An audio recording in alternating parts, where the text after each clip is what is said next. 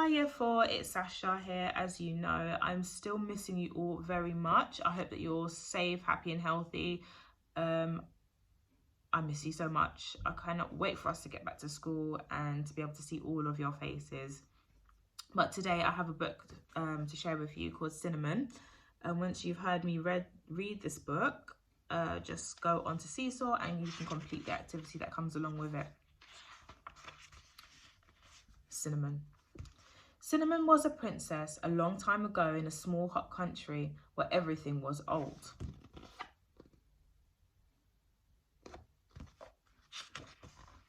Her eyes were pearls which gave her great beauty, but meant she was blind. Her world was the colour of pearls, pale white and pink and softly glowing.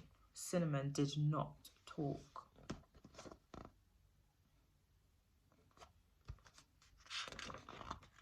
Her father and her mother, the Raja and the Rani, offered a room in the palace, a field of stunted mango trees, a portrait of the Rani's aunt executed on hardwood and enamels, and a green parrot to any person who could get Cinnamon to talk.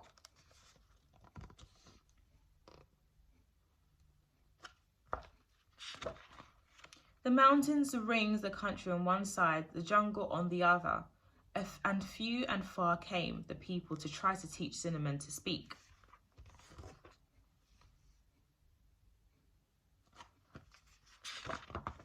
But come they did, and they stayed in the room in the palace, and cultivated the field of mango trees, and fed the parrot, and admired the portrait of the Rani's aunt, who was quite a celebrated beauty in her day, although she was now old and crabbed and pinched with age and disappointment. And eventually they went away frustrated and cursing the silent little girl. They couldn't get her to speak. That's why they were cursing her. They were quite annoyed. One day a tiger came to the palace. He was huge and fierce, a nightmare in black and orange, and he moved like a god through the world, which is how tigers move. The people were afraid. There is nothing to be frightened of, said the Raja.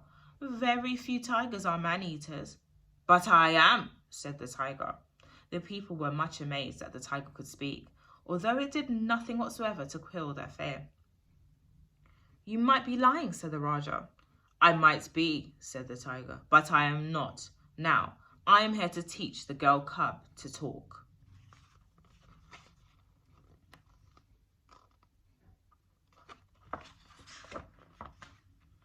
The Raja consulted with the Rani, and despite the urgings of the Rani's aunt, who was of the opinion that the tiger should be driven out from the city with brooms and sharp sticks, the tiger was shown to the room in the palace and given the enamel painting and the deeds to the mango fields, and he would also have been given the parrot, had it not squawked and flown to the rafters, where it stayed and refused to come down.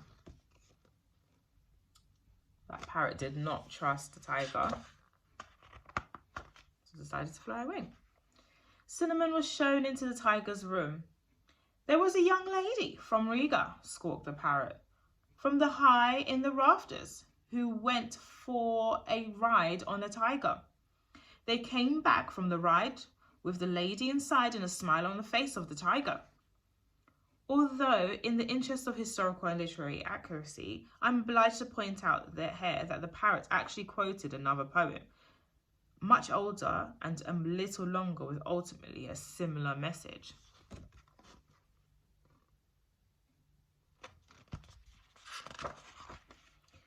There, said the Rani's aunt, even the bird knows. Leave me with the girl, said the tiger.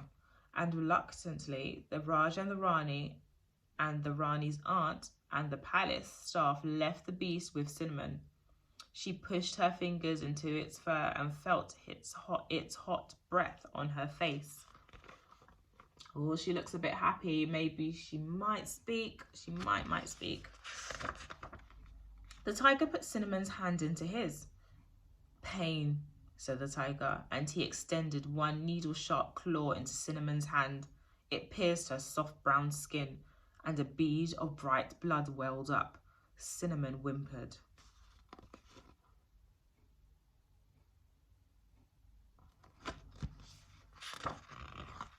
Fear, said the tiger, and he began to roar. starting so quietly you could scarcely hear it, working his way up to a purr, then a quiet roar, like a distant volcano, then to a roar so loud that the palace walls shook.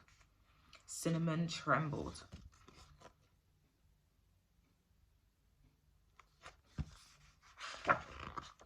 "Love," said the tiger, and with his rough red tongue he licked the blood from Cinnamon's hand, and he licked her soft brown face.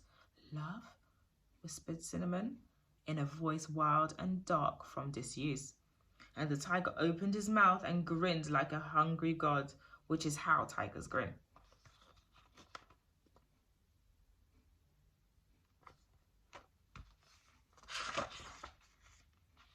The moon was full that night.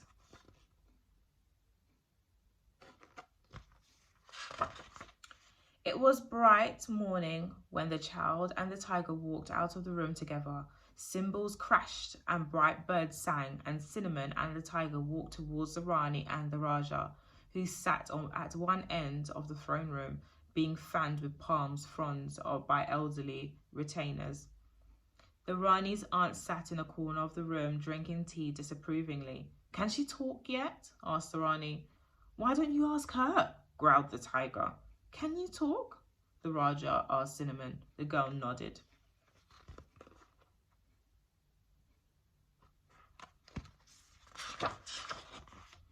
"Ha!" cackled the Rani's aunt. "She can no more talk than she can lick her own backbone." "Hush!" said the Raja to the Rani's aunt.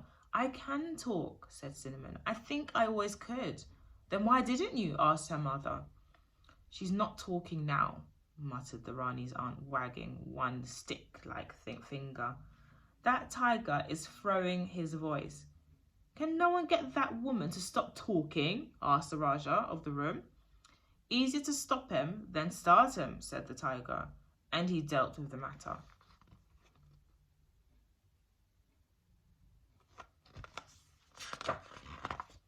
And Cinnamon said, "Why not? Because I had nothing to say." "And now?" asked her father. "And now the tiger has told me of the jungle, of the chattering of the monkeys, and the smell of the dawn, and the taste of the moonlight, and the noise a lake full of flamingos makes when it takes to the air," she said. "And what I have to say is this: I'm going with the tiger." "You cannot do this thing," said the Raja. "I forbid it."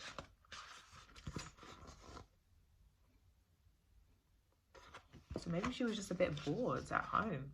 Maybe she didn't want to speak about anything because there was nothing to speak about. All right, let's see. "It is difficult," says Cinnamon, "to forbid a tiger anything it wants." And the Raj and the Rani, after giving the matter a little consideration, agreed that this was so. "And besides," said the Rani, "she'll certainly be happier there." "But what about the room in the palace, and the mango grove, and the parrot, and the picture of the Rani's late aunt?" asked the Raja, who felt that there was a place for practicality in the world. "Give them to the people," said the tiger.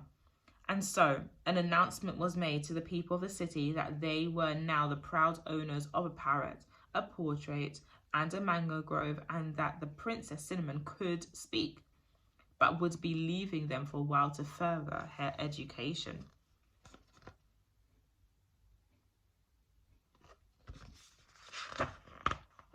A crowd gathered in the town square, and soon the door of the palace opened, and the tiger and the child came out.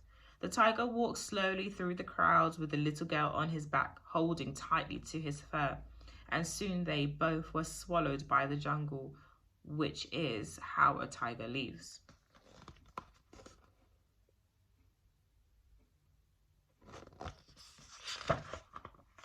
So in the end, nobody was eaten, save only the Rani's elder aunt, who was gradually replaced in the popular mind by the portrait of her, which hung in the town square and was thus forever beautiful and young.